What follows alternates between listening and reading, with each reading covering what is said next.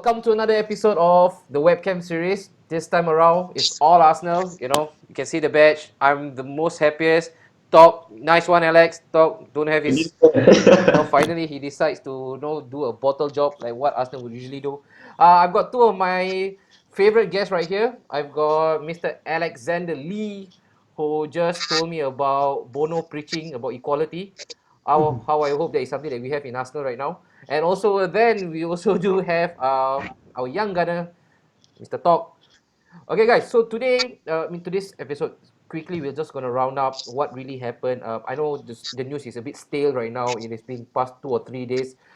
By the time we upload this, it's gonna be past 3 days already that we've played Norwich. But let me start again with Norwich. From what I see, from what I've witnessed, surprisingly, I managed to watch the game in full. That didn't happen often, especially during Unai's reign. But I saw this new attacking promise. The defense is still the same old Arsenal. At least in that part of the pitch, or rather in that part of the gameplay, we are consistent. We are sticking true to our Arsenal regime, which is shitty defense. But I personally see that we have a bit more attacking flair going up front. Of course, Aubameyang getting his customary goals. I think since he took on the armband, he's been on a drought, I guess. Agree? He's been on a goal scoring drought, and then he finally broke it. 2 goals against Norwich, a retaken penalty. But I think the theme of the whole match, of course, it surrounds Freddie and his tactic. I'll start with top this time around. Top, were you surprised with the inclusion of our three outcasts? First of all, Mustafi the clown, and then Granit the rebel, and Kolasinac the Mr. Bodyguard for Mesut Ozil.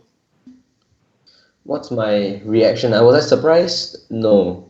I mean, last time around I said that Shaka is a captain that the team respects. Even if the fan don't respect him, the team respects him. So Freddie to come in and he wants the support of the players, right? He will have to play him. He will have to play him in the squad. Mustafi, I think, is just simply his. I don't know. I want to say it's because of maybe his training attitude. Because these things, as fans, we cannot tell from the outside. I'm surprised. I think, but when you think about it, compared to the rest of our defense, Mustafi is not much worse. Yeah. Because you can't get much worse from there, lah. So Mustafi, I guess I'm not too surprised. Kolasinac, if you don't play him, who else? Who else gonna play? Tierney. Maybe Freddie thought that Norwich is easy. Maybe you bench Tierney, give him a rest. I don't know lah, but I think I'm not too surprised for Shaka and Mustafi lah. But maybe Kolasinac slightly more surprised, but it's reasonable selection. All right. Alex, moving on to you. 2-2 draw against Norwich, a side that is battling for survival. A team, especially the striker. I know they got a great result against Everton. I think that was last week. But at this point in time, do we actually take a draw away from home, knowing that we are absolutely shambolic away from the Emirates? Well, I think we need to tone our expectation. We have been consistently average, we're underperforming. And if you look at our past few matches, it's against all the offensive team, Norway. Before that, who do we have? Southampton. Can't even remember now. Yeah. Yeah, correct. So we cannot we simply cannot win. Our last win is I think in Bournemouth. Yeah, in October, early October, Bournemouth. early October. 1-0 Yeah, to the yeah, Arsenal. and we can't win. We can't win, and it's just really show where we are in terms of the quality of the team. We wanted Emery out. He's out. Of course, it's still too early to judge. Very Longberg, the signs are not too good in terms of the club now. I think it's the quality of player that we have. Yep. And also from what I read, it seems like they all have attitude problem as well. Yeah. And I think this got to change. True, Alex. Yeah. And talk, Alex just touched about our bunch of prima donnas in Arsenal themselves. Well, and now we have Freddie at the helm, and also right now we are also in a massive witch hunt for the next manager. Do you think that right now you talk about aspiring managers like in the form of Rogers, someone who is up and coming? It's unbelievable for me for all that he has achieved so far.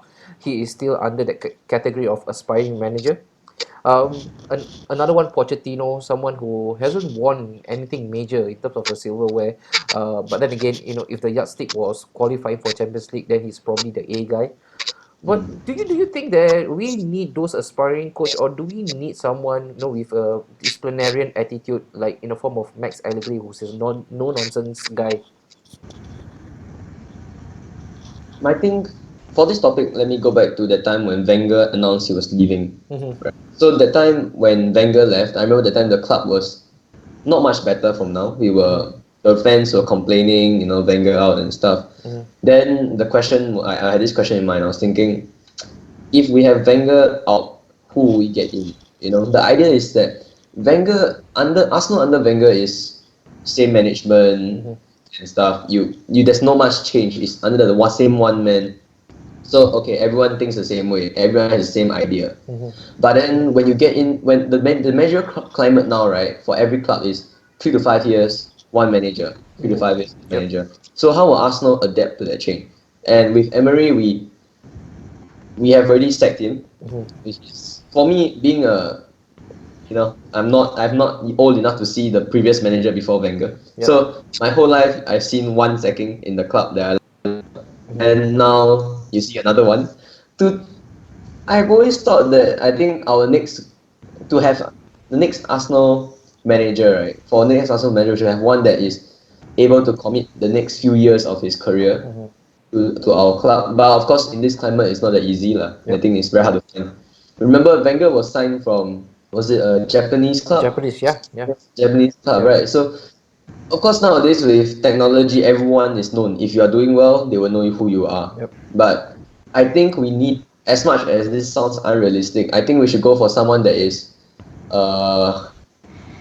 more under the radar, but can commit the next few years of his career into the club, and he can actually have results to prove for his position, lah.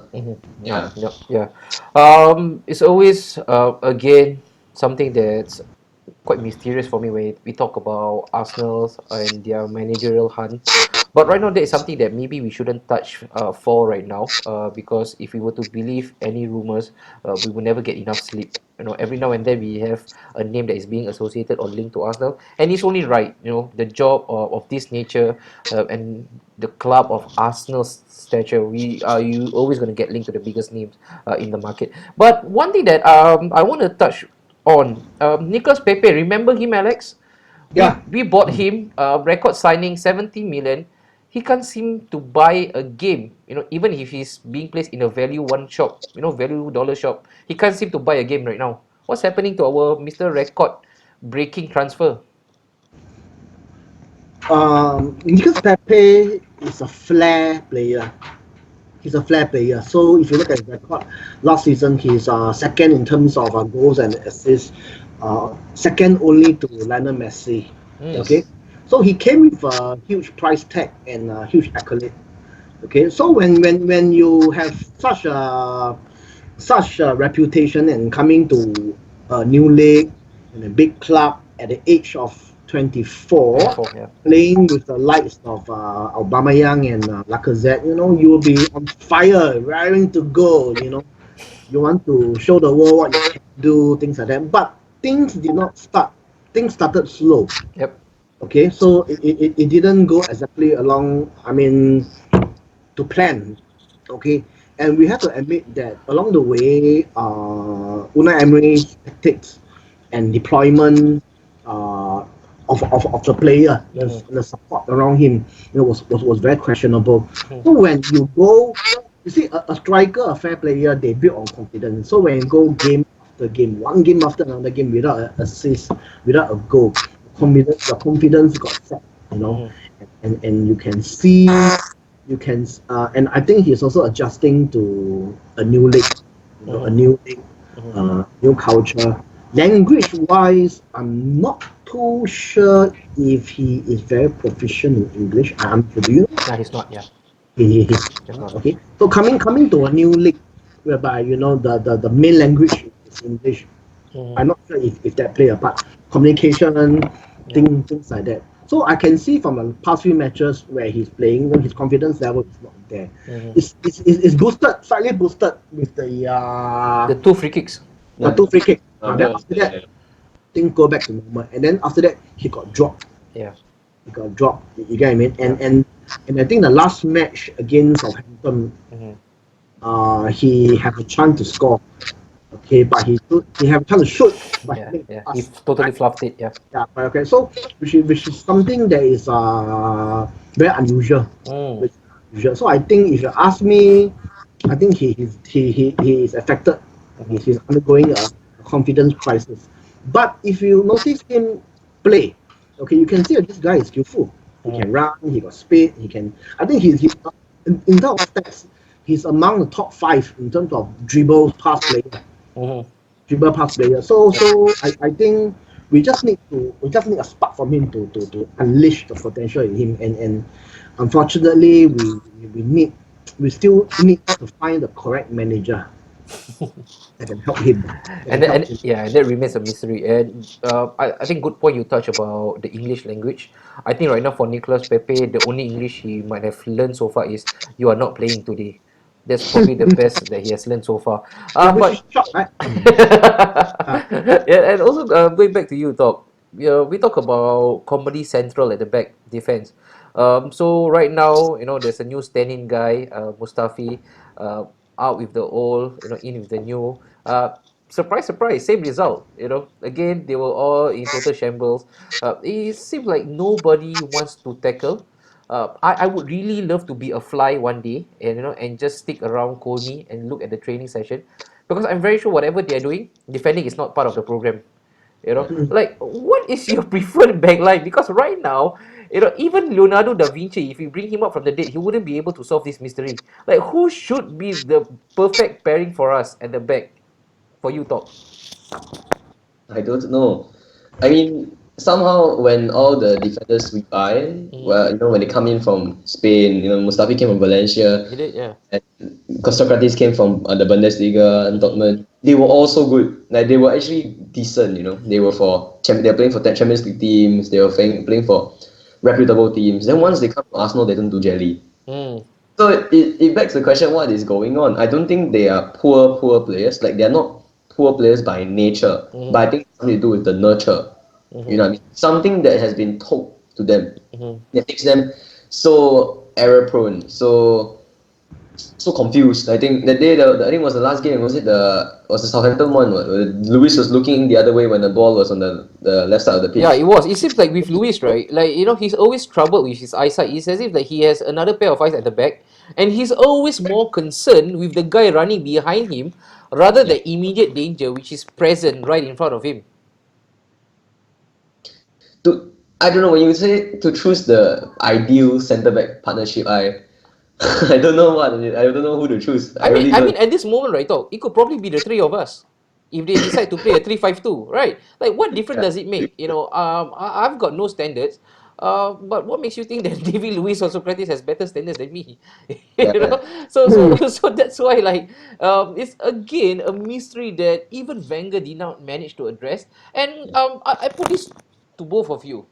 I was driving the whole of yesterday, and I gave it a really long, hard thought about it. I think it was Gary Neville. He got so outraged by the news of Unai Emery getting sacked. Um, Yes, right, yes, like yes. he was so outraged. He says that, don't blame Emery. It's all about the board. You know how those managers and act managers, they are always backing up their fellow compatriots. And I think Gary Neville will also be proud of his Valencia record, lah. Losing every now and then.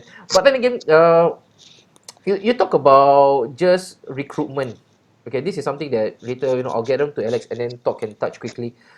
If we have 200 million in terms of our budget, I kid you not, 180 will be spent on an attacking player, because buying a more glamorous player, will be worth it commercially in terms of our asset, in terms of the resellable value, in terms of just the club image and what kind of sponsorship and deals this mega star would bring.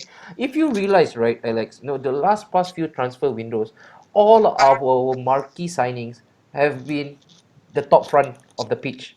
You talk about our Aubameyang, our Lacazette, even our Ozil, our Pepe, our Sanchez.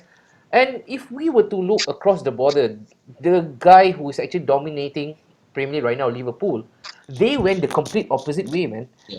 They invested at the back instead. They got the spine right. Alisson, 75 million. You want it, Roma? There you go. 75 for Van Dijk, 50 for Fabinho. And look where that money has gotten them to. Top of the Premier League. Probably going to seal it, in record time, and also Champions League. What do you make of our recruitment center in Arsenal, Alex? The question we have to ask, and we do not know, is who is the one who make the decision? Is it Emery? Is it Edu? Or is it Raul? Are we or a combination of whoever? Raul is a businessman. Yes. He's not a coach.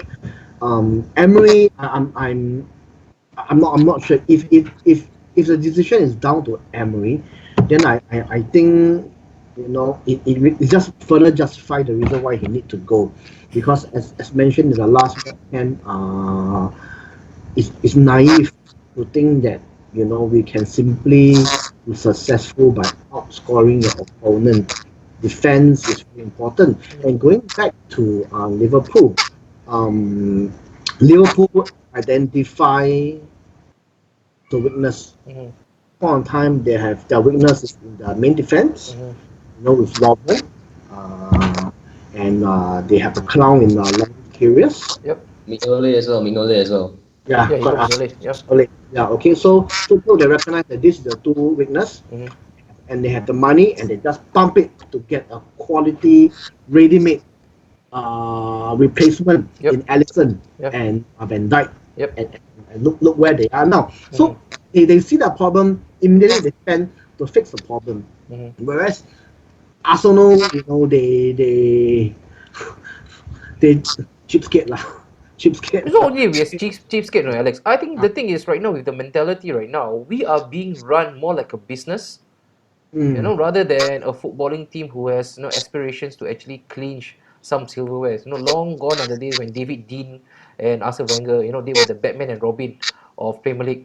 Now Mm. that's gone. Like I'm gonna push this to talk for a while. Like for yourself, right, talk. You look at the defense right now. The current state that we're in is really dire. Everybody knows about it. We are more open than a 7-Eleven shop, and 7-Eleven is 24 hours, mind you. We are really open, and we've got clowns, just tripping over each other. It's again really obvious. Why is our board not investing in big names, in marquee signings, at the back? I mean, first off, I think you have a point. I think to say that it is a business, it is true. Because when Van Dijk signed, remember, attacker always gets more credit. Mm-hmm. It's like the same as the Ballon d'Or. A goalkeeper will rarely win the Ballon d'Or, Mm-hmm. let alone be nominated. So it's the idea where attackers are always more favored by the commercial side of things. Mm. And you know how Stan Kroenke is like. Yep. He has businesses in America, what was it, American football? Yeah, LA Rams, and then Then basketball, just NBA, Denver, Denver Nuggets. not Denver football, Nuggets, but yeah. business. And they all rubbish, they have never achieved Yeah. anything big except for Super Bowl, which they lost. Mm.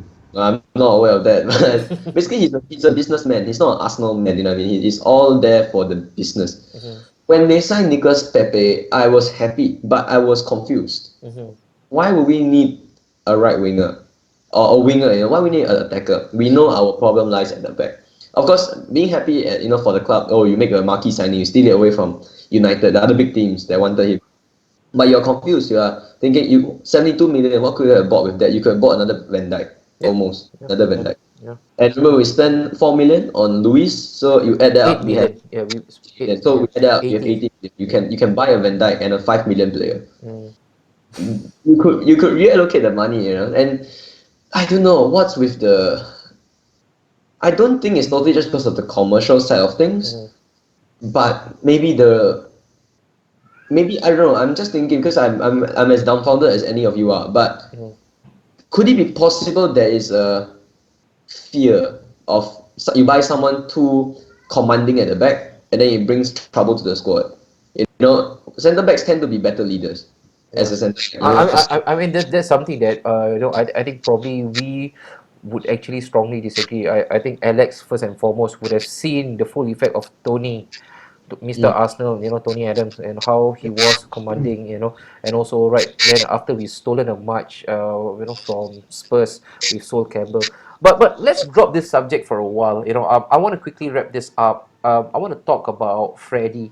Uh, Freddie right now, I think the whole sacking debacle with Unai Emery actually opened up a new can of worm. It shows like how inept and inadequate our club is. A club of Arsenal's magnitude sacking a manager without having anyone in mind, without having a ready, steady replacement, I think that spells big trouble for us. And right now we are desperate. We are now actually shopping in Sheng Siong, last minute deal. 1 a.m. they clear the stocks. You can buy fish, and stuff for really below $10, but you're not getting the freshest of the freshest. For yourself, Alex, again, if it's a big if Freddie does well for Arsenal from now until the transfer window, would you then entrust him with our whatever budget they might come up with? Arsenal and how our budget works. Would you entrust Freddie with reinforcement? Define well.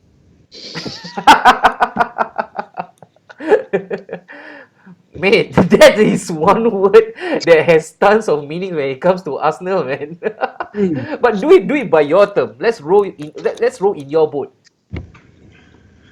Um, I think getting top four is a superb achievement. But getting the top four, he managed to achieve what our past two managers cannot, and Wenger in his last season. Yeah. But I really am not very confident that he can do it. I think at the end of the day, very important is what is the direction of the club now. Okay, are we going to go through another rebuilding phase now that we have lost a manager, or there's no such thing as rebuilding? We need instant results. So it depends on the mentality, of the board.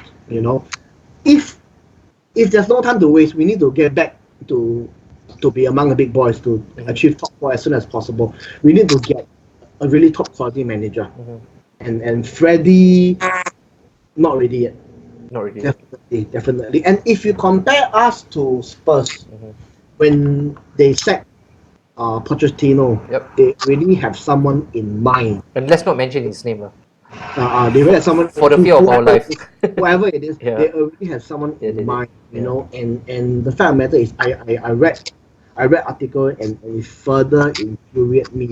If the article is true, it's an article that said that Arsenal actually wanted that manager, but once again we dilly-dally, hoping for a miracle to happen, and Spurs came in. And now they're fifth. Sorry, correct. And now he came in, he won the first 3 matches. Now he's above us. Mourinho doing Mourinho. Imagine if he were to beat Man United this tomorrow. Tomorrow, yeah. So for us, I think we need to get. It depends, because sometimes when the board, I heard that if you were to recruit a manager that's already in the club now, you have to pay certain level of compensation. And Arsenal don't do that, we all know. Yeah, but you see, that's the thing about Arsenal. They only look at the smaller picture. They do not look at the big picture. They want to save that few $1 million, but to get a substandard manager in, and they risk losing out. For Champions League, where the money can come in. You get me? So if you ask me, I think we really need to go for a ready-made manager. And I know you don't want to go into the managerial topic right now, but just to quote some example, what do I mean by ready-made? Whether be it Pochettino, is that how it sounds? He's not my first choice. Okay, if you ask me, I'm more traditional. I'd rather go for safer bets like Carlo Ancelotti, Rafa Benitez. They are not exciting names. But maybe That's what Arsenal need. They Maybe need so. somebody steady the Mhm. ship. Because these are traditional manager Yep. whom I believe will not tolerate and compromise on our current level of defense. Of course. Yeah. Which is shit, Yeah. absolute shit. Like I Yeah. mentioned, like what we are right now is almost crime watch every single week. It's And how we also criminal. sorry to touch on a bit Yeah, the last topic now.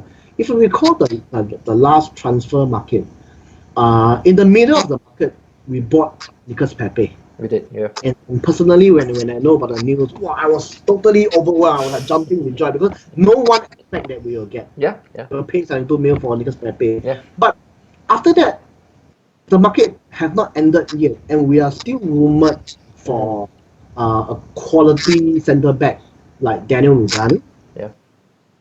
Deo Upamecano. Momokano. Yeah, yeah, Okay, these are really, especially Upamecano. These yeah, are very highly rated, yep. ready-made defenders. And I read that we actually launched a 55 We million did. bid We did. on Yeah, him we did. Yeah. that we failed. And one day before the window closed, boom, suddenly pop up David Lewis from nowhere. Which at that point of time I was wishing that it's just Surprise! a rumor. And in the end, we really got him. We really got him. You get me?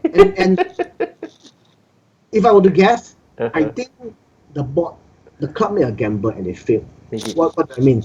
Actually, they want, if I'm not wrong, they wanted to sell Mustafi. Oh yes, yes. They're hoping to get some money from Mustafi Yeah. and use Mustafa money, Uh-huh. okay, to get a quality defender. But nobody wants Mustafi. Yeah. Nobody wants Mustafi. So end up we have to bargain hunt again to Mm-hmm. buy a over the hill Mm-hmm. defender and hope for a miracle. And Yeah.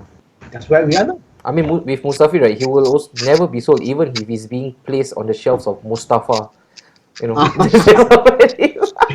That was a bad one, actually. but, Talking to me about Mustafa. all right, so talk before we wrap up this first one. For yourself, again, like you mentioned, with Freddie Ljungberg, like I mentioned, there was some attacking promises that was being or rather, that was on display. Defensively, we are still streets away, from just being a proper defense. But would you give Freddie as long as up till end of the season if we can't manage to find the right manager right now? The question posed to me. Yep.